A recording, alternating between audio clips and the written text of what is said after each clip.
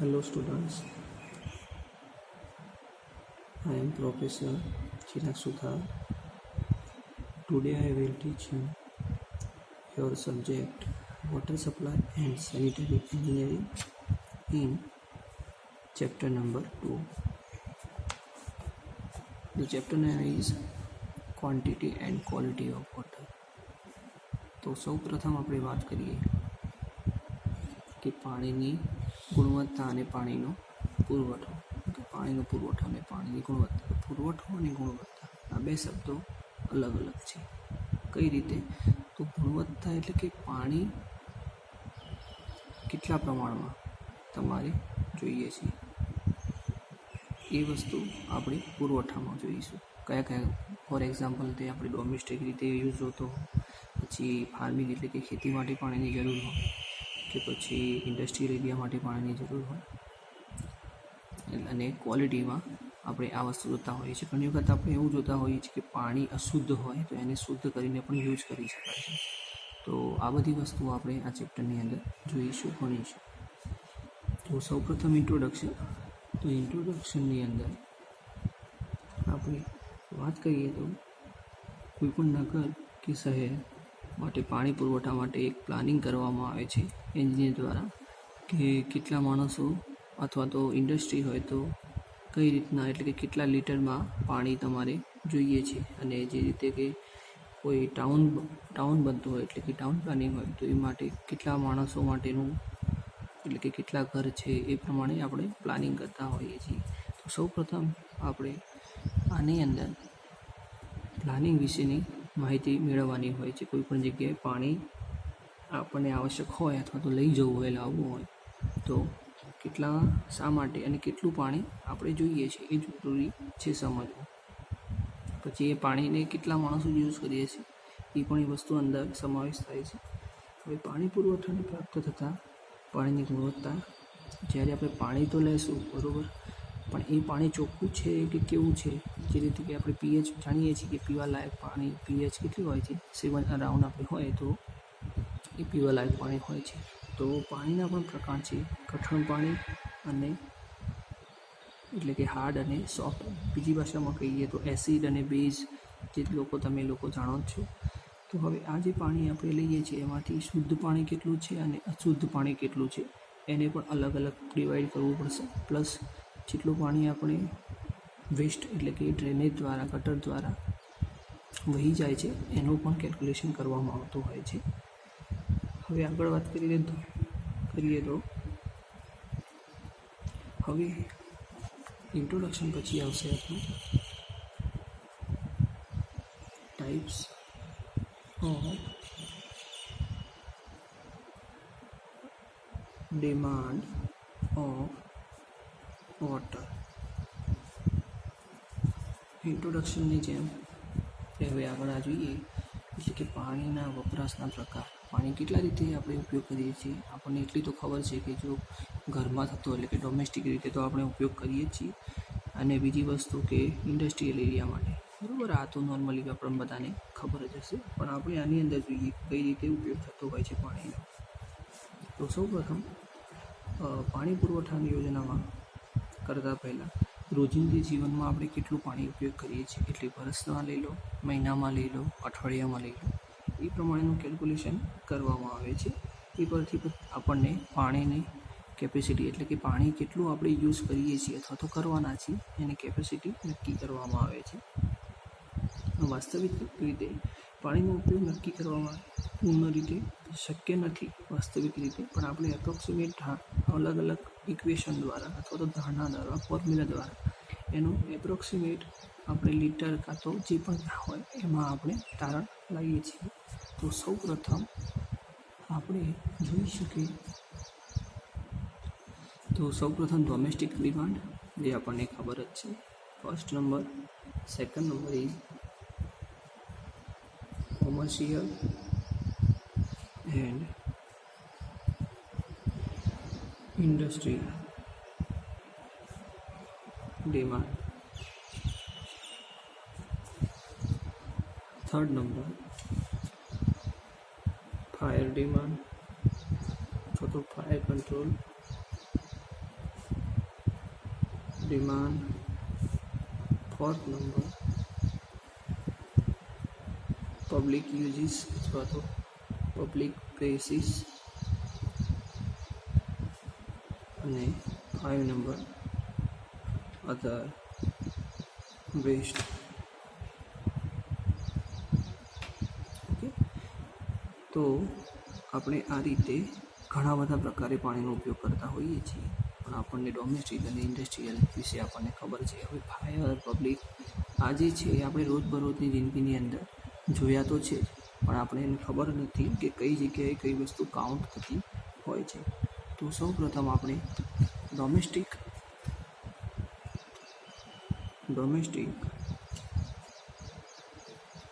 ડિમાન્ડની વાત કરીશું. તો ડોમેસ્ટિક ડિમાન્ડની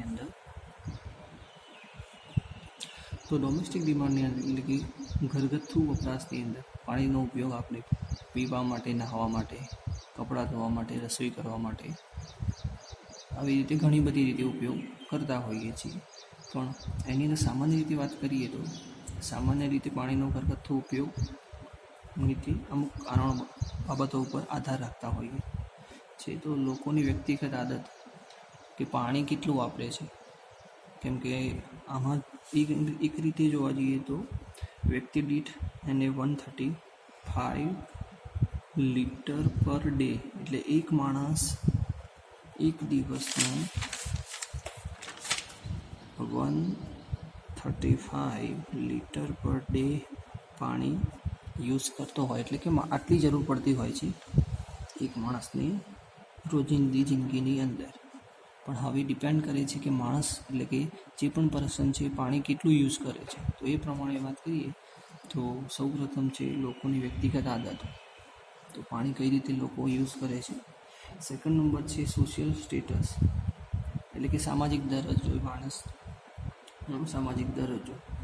પછી છે કે આબોહવા. ફોર એક્ઝામ્પલ તરીકે જો ગરમીવાળો વિસ્તાર હોય, એટલે કે ગરમીવાળો પ્રદેશ હોય તો ત્યાં પાણીની જરૂર વધારે પડતી હોય છે. ઠંડો પ્રદેશ હોય તો ત્યાં પાણીની જરૂર ઓછી પડતી હોય છે. પછી છે customer of the local people, એટલે કે આપણે જે સ્થાનિક રીતિ રિવાજો હોય છે તો એની અંદર પણ પાણીની જરૂર પડતી હોય છે. તો આ રીતે ઘણા બધા અલગ અલગ બાબતો પર આધાર રાખે છે કે પાણીનો ડોમેસ્ટિક રીતે કઈ રીતે આપણે ઉપયોગ કરતા હોઈએ છીએ. તો આગળ તમને જણાવ્યા પ્રમાણે કે એક માણસને એક દિવસનો 135 લીટર પાણીની જરૂર પડતી હોય છે. આ એક એટલે બનાવેલું જ છે, એટલે કે અમને એક તારણ નીકાળેલું છે કે આટલી તો એને જરૂર પડતી હોય છે. આનાથી વધારે પડે તો પણ હોઈ શકે, ઓછી પડે તો પણ. એટલે ડિપેન્ડ શું કરે છે, સૌપ્રથમ મેં આપણે કીધું કે લોકોની વ્યક્તિગત આદત એના ઉપર આધાર રાખે છે. હવે સેકન્ડ નંબર જોઈએ તો છે કોમર્શિયલ. ઓકે, કોમર્શિયલ અને ઇન્ડસ્ટ્રીયલ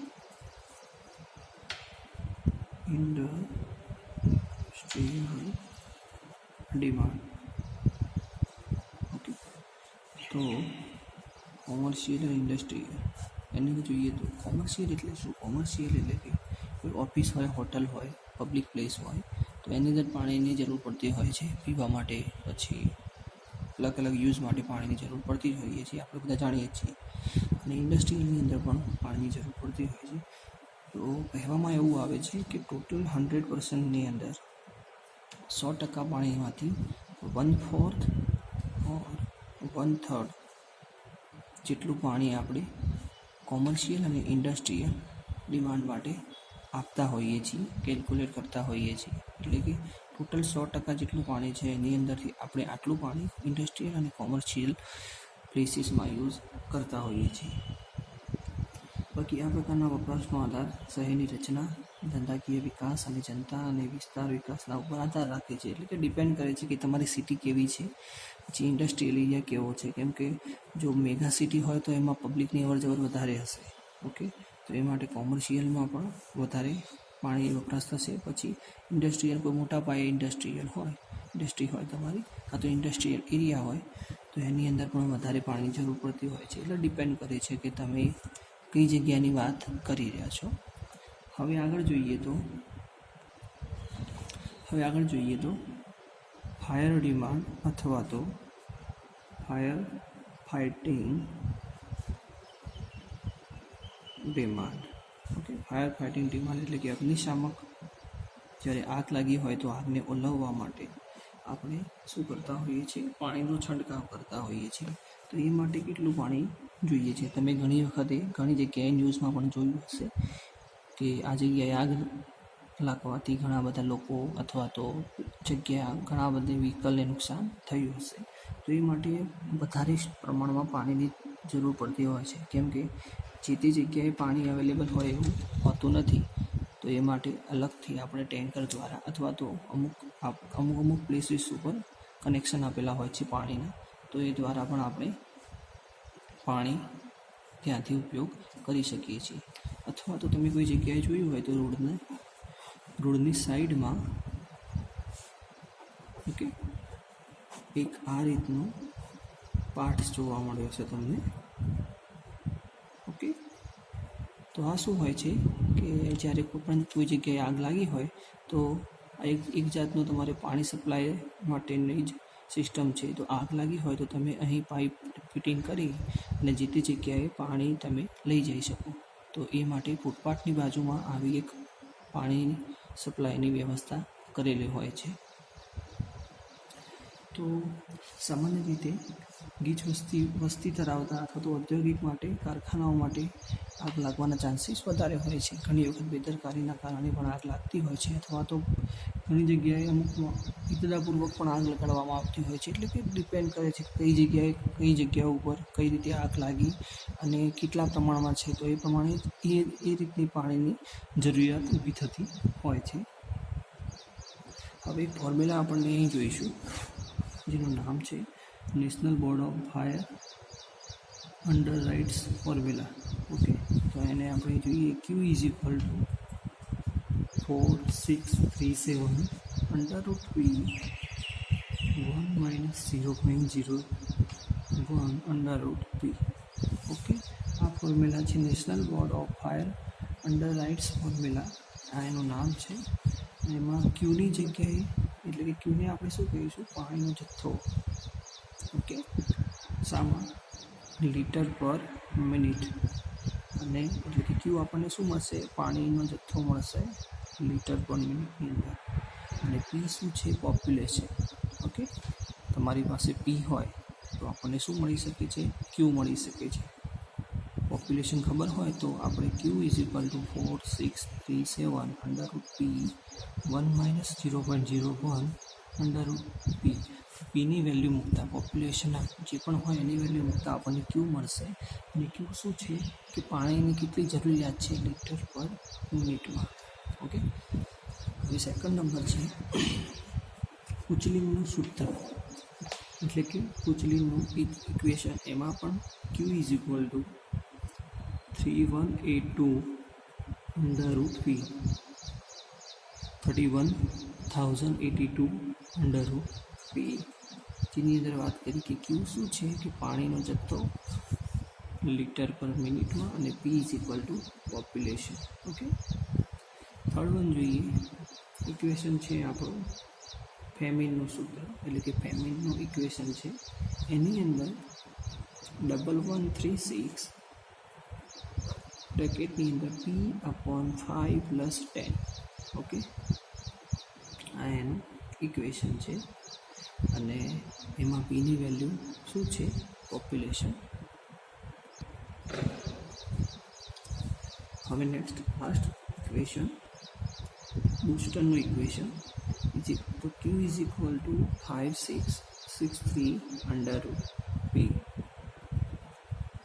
56063. Okay, P = population. તો એનું નામ લખી દઈશ તો જેથી તમને યાદ રહેશે. અને આપણે national board of fire underwriters formula second number આપણું ઇક્વેશન હતું ઉચલી ફોર્મ્યુલા. થર્ડ નંબર હતું આપણું ફેમિન્સ ઇક્વેશન ઓર ફોર્મ્યુલા.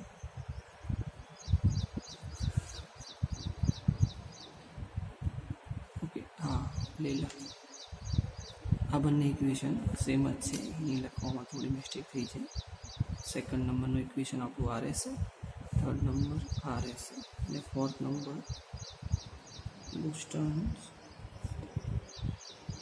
ફોર્મ્યુલા. એટલે કે આ જે 4 ઇક્વેશન છે એના પરથી આપણને પાણીની કેટલી જરૂરિયાત છે એ આપણને મળી શકે છે. એવું કંઈ ફિક્સ નથી કે કઈ જગ્યાએ કઈ ઇક્વેશન આપણે યુઝ કરી શકીએ, પણ અહીં આપણને તો એ જ આપણે કોઈ ફિક્સ નથી કે કયું ઇક્વેશન કયા સમયે કઈ જગ્યા માટે કેટલા એરિયા માટે યુઝ કરવું. તો અલગ અલગ ઇક્વેશન છે, તો આમાંથી આપણે કોઈ પણ ઇક્વેશન ઉપયોગ કરીશું, આપણને આન્સર મળી જશે. પી એટલે કે પોપ્યુલેશન, ક્યુ એટલે કે આપણને પાણી મળશે, શામાં? લીટર પર મિનિટમાં. હવે આપણી પાસે એક ટેબલ છે, તો એની અંદર એવું છે કે કયા મકાનોમાં અથવા તો કયા વિસ્તારોમાં કેટલું પાણી લીટર પર મિનિટમાં જોઈશે.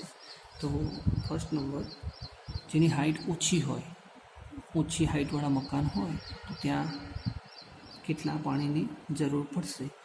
તો 22,000 લીટર પર મિનિટ. ઓકે, આટલા પાણીની જરૂર પડતી હોય છે. પછી વધારે હાઇટવાળા કે જેમની હાઇટ ઊંચી છે, ઓકે, તો એ માટે 45,000 લીટર પર મિનિટ. ઓછી હાઇટવાળા, વધારે હાઇટવાળા. પછી થર્ડ નંબર છે આપણું માર્કેટ વિસ્તાર, અથવા તો કોઈ કોલોની હોય, અથવા તો કોઈ એવી જગ્યા છે જ્યાં તમારા વિસ્તારની મિલકતનું મૂલ્ય વધારે છે, એટલે કે લેન્ડ એસ્ટિમેશન પ્રમાણે એ જમીનની કિંમત વધારે છે. તો જમીનની પ્રાઇસના લીધે આમાં પણ વધારો જોવા મળશે, એટલે કે 75,000 to 30,500 લીટર પર મિનિટ પાણીની જરૂર પડશે. ઓકે, ફોર્થ નંબર છે કે 3 સ્ટોરેજ મંજિલ, એટલે કે 3 સ્ટોરેજ બિલ્ડિંગ હોય આપણી, તો એ માટે અને કેટલા પાણીની જરૂર પડશે? 1 ટાઈપ ઓફ ફ્લેટ પણ આપણે કહી શકીએ છીએ. તો એની માટે જરૂર પડશે આપણને 27,000 લીટર પર મિનિટ. આ જે પણ વેલ્યુ છે એ બધી એપ્રોક્સિમેટ નીકાળેલી છે, એમાં ખાસ લાસ્ટ વેલ્યુ છે એપ્રોક્સિમેટ છે. બાકીની આ જે વેલ્યુ છે આપણે ઇક્વેશન દ્વારા પણ મેળવી શકીએ છીએ, બરાબર. તો આજે આપણે કઈ કઈ વસ્તુ શીખ્યા એ જરા જોઈ લઈશું. તો ફર્સ્ટ નંબર ઇન્ટ્રોડક્શનની વાત કરીએ, એના પછી છે ટાઈપ્સ,